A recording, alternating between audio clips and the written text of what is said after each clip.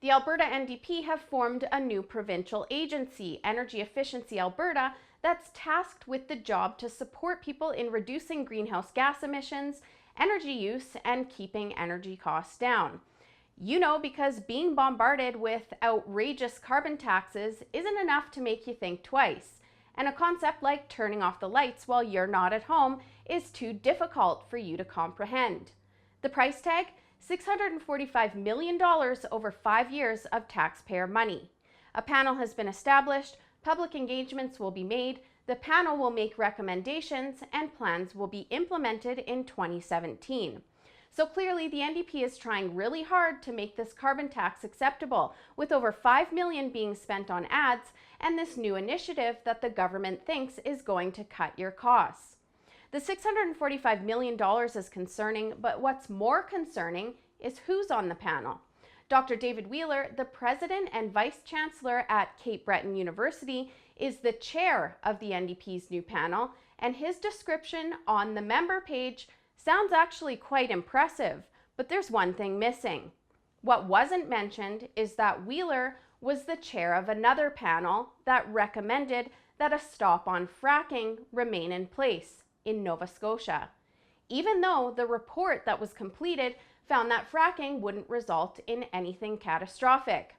There were certainly risks outlined around groundwater contamination, seismic activity, and greenhouse gas emissions, but risks are not equal to what will really happen.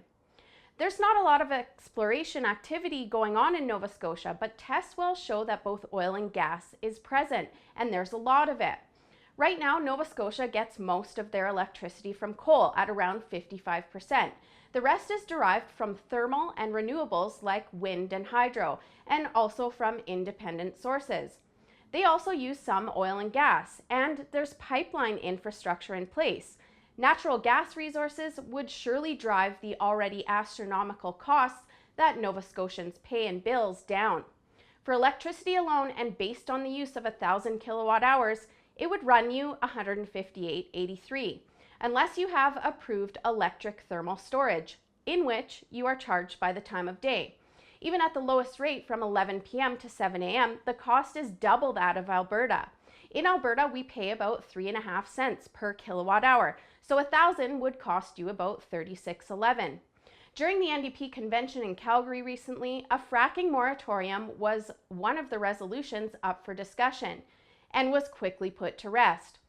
But why are the NDP hiring a known academic that suggested a moratorium be extended on fracking in Nova Scotia to analyze Alberta's energy strategy? It's unlikely that this is a mere coincidence. Rachel Notley has already hinted at a fracking ban earlier when production was shut down in Fox Creek due to apparent seismic activity in association with fracking. I've talked about how I don't believe that our government is pro-oil in the least, and this is just another indication that they aren't. We're already on the path to drastic changes in energy pricing due to the carbon tax. If fracking were to completely shut down, natural gas would become scarce and prices would skyrocket, forcing some families to choose between heating their homes, keeping the lights on, and putting food on the table. Does the NDP think anything they do through? This is exactly why we don't have investor confidence in this province, and Saskatchewan is still bringing in oil and gas investments. The NDP continue to implement risky policies and buddy around with people that are known to be anti-fossil fuels. And for a party that wants to take us into the apparent future of renewables, it seems a lot like going back in time to me. For the Rebel.media, I'm Holly Nicholas. Thanks for watching. Click here to never miss a Rebel update. Want even more of the Rebel? Well, click here to become a premium member.